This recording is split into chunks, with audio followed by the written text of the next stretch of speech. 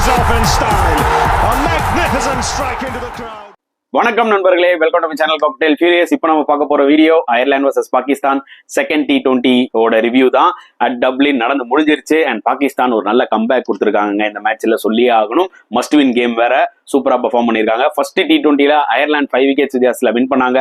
இந்த மேட்ச்ல பாகிஸ்தான் 7 விக்கெட்ஸ் வித்தியாசத்துல ஒரு ஹியூஜ் வின் தான் சொல்ல முடியும். ஏன்னா 193 அயர்லாந்து அடிச்சிருந்தாங்க. இவங்க வந்து பாத்தீங்கன்னா 16.5 ஓவர்ஸ் அந்த டார்கெட்டை சேஸ் பண்ணிட்டாங்க.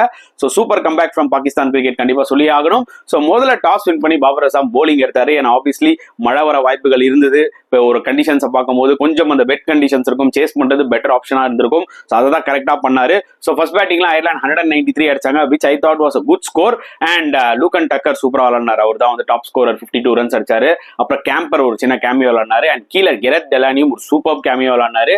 அதனாலதான் பாத்தீங்கன்னா அவங்களால வந்து ஒரு 193 போஸ்ட் பண்ண முடிஞ்சது. அண்ட் பாகிஸ்தான் போலிங் நீங்க எடுத்துக்கிட்டீங்கன்னா, எஸ் ஷைன் அஃப்ரிடி 3 விக்கெட் எடுத்தாரு. பட் கொஞ்சம் டச் எக்ஸ்பென்சிவா இருந்தாரு. எஸ்பெஷலி அவரோட லாஸ்ட் ஓவர்ல வந்து பாத்தீங்கன்னா கிட்டத்தட்ட 17-18 ரன்ஸ் அடிச்சிட்டாங்க. அண்ட் அப்பாஸ் அஃப்ரிடி சூப்பரா போட்டாருங்க. ஏன்னா அவரோட அந்த ஸ்லோவர் பால்ஸ் அதெல்லாம் வந்து பாத்தீங்கன்னா பயங்கரமா கிளிக் ஆச்சு இந்த கேம்ல. அண்ட் கொஞ்சம் அதை பிக் பண்ணதான் ஸ்ட்ரகிள் ஆனாங்க அயர்லாந்து பேட்ஸ்மேன்ஸ் சொல்ல முடியும். இமாத் வசீம் 3 ஓவர் போட்டு கொஞ்சம் எக்கனாமிக்கலா போட்டாரு. மற்றபடி பாகிஸ்தான் டெஃபினட்டா ஒரு 10 ரன்ஸ் எக்ஸ்ட்ரா கொடுத்துருக்காங்களோ அப்படின்ற மாதிரி ஃபீல் பண்ணிருப்பாங்க. ஏன்னா லாஸ்ட் ஒரு 5 ஓவர்ஸ் எடுத்துக்கிட்டீங்கன்னா கிட்டத்தட்ட 70 ரன் கொடுத்துருக்காங்க.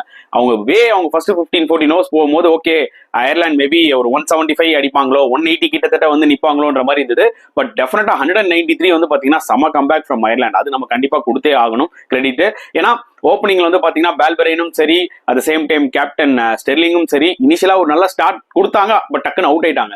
ஸோ அதுவே ஒரு மிகப்பெரிய ப்ரெஷரா இருந்தது அயர்லாந்துக்கு. பட் அதை தாண்டியும் வந்து பாத்தீங்கன்னா லூக்கன் டக்கர் செம்மையா விளையாண்டாரு. டெக்டர் ஒரு 32 ரன்ஸ், ஒரு பார்ட்னர்ஷிப் அவங்க 2 பேருக்குள்ளயுமே பாத்தீங்கன்னா கிட்டத்தட்ட ஒரு 50 ரன்ஸ் பார்ட்னர்ஷிப் வந்தது. அண்ட் லோவர் ஆர்டரோட கான்ட்ரிபியூஷனால தான் இந்த ஸ்கோர் அடிக்க முடிஞ்சது.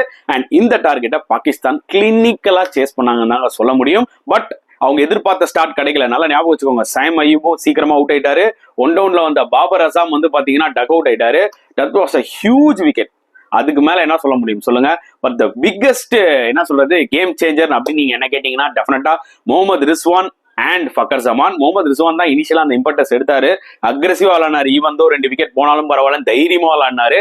அண்ட் ஃபக்கர் ஜமானும் ஒரு ஃபர்ஸ்ட் ஒரு 5-6 பால்ஸ் பார்த்தாரு. அதுக்கப்புறம் அவரும் அவரோட ஷாட்ஸ் விளையாட ஆரம்பிச்சாரு.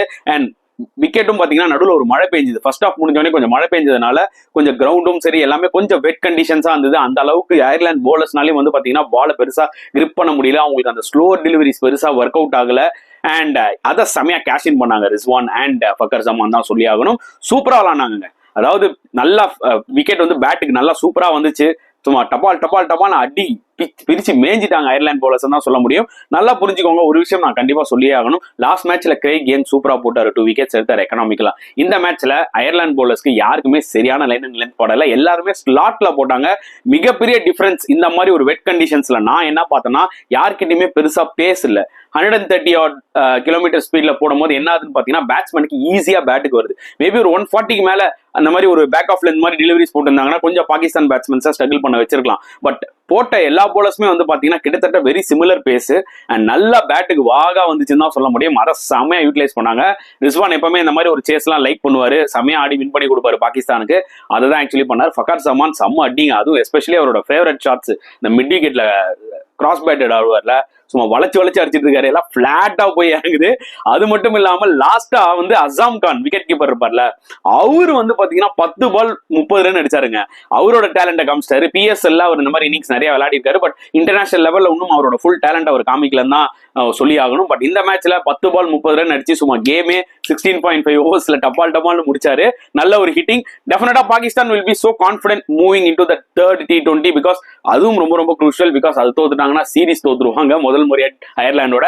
அண்ட் அயர்லாந்து நத்திங் டு லூஸ்ங்க. முதல் மேட்ச் வின் பண்ணாங்க, அதுவே பெரிய விஷயம். செகண்ட் மேட்ச் பாத்தீங்கன்னா மேபி பாகிஸ்தான் டாமினேட் பண்ணிருப்பாங்க. பட் தேர்ட் T20ல டெஃபினட்டா தே கேன் ரீஜெனரேட்டடா வர வாய்ப்புகள் நிறைய இருக்கு. Because in cricket anything can happen, any team can beat any team on their day. அதுதான் வந்து பாத்தீங்கன்னா நம்ம என்னைக்குமே தெரிஞ்சிருக்கணும். என்னைக்குமே எந்த ஆப்பர்ச்சுனிட்டி அசால்ட்டா நினைக்க முடியாது. அதை தான் பாகிஸ்தான் பண்ணுவாங்கன்னு நினைக்கிறேன். அண்ட் அயர்லாந்து பொறுத்த வரைக்கும் டெஃபினட்டா எப்படியாவது இந்த சீரீஸை வின் பண்ணி அயர்லாந்து கிரிக்கெட்ல ஒரு ஹிஸ்டரி கிரியேட் பண்ணணும் தான் எதிர்பார்த்துட்டு இருப்பாங்க. பொறுத்து வந்து பார்க்கலாம். It's going to be interesting third T20. அதுல எந்த டவுட்டுமே இல்ல. சோ தேர்ட் T20 முடிஞ்சோடனே கண்டிப்பா அதுவும் நான் ரிவ்யூல வருவேன். வழக்கம் போல உங்க சப்போர்ட் எல்லாமே எனக்கு தேவை. அண்ட் மறக்காம உங்களோட கருத்துக்களை நீங்க கமெண்ட் செக்ஷன்ல போட்டுருங்க. அட் த சேம் டைம் இந்த வீடியோ பிடிச்சிருந்தா லைக் பண்ணுங்க, ஷேர் பண்ணுங்க. முடிஞ்சா சப்ஸ்கிரைப் பண்ணுங்க. ஸோ நெக்ஸ்ட் வீடியோல பார்க்கலாம் ஃப்ரெண்ட்ஸ். அண்டில் தென் பாய்.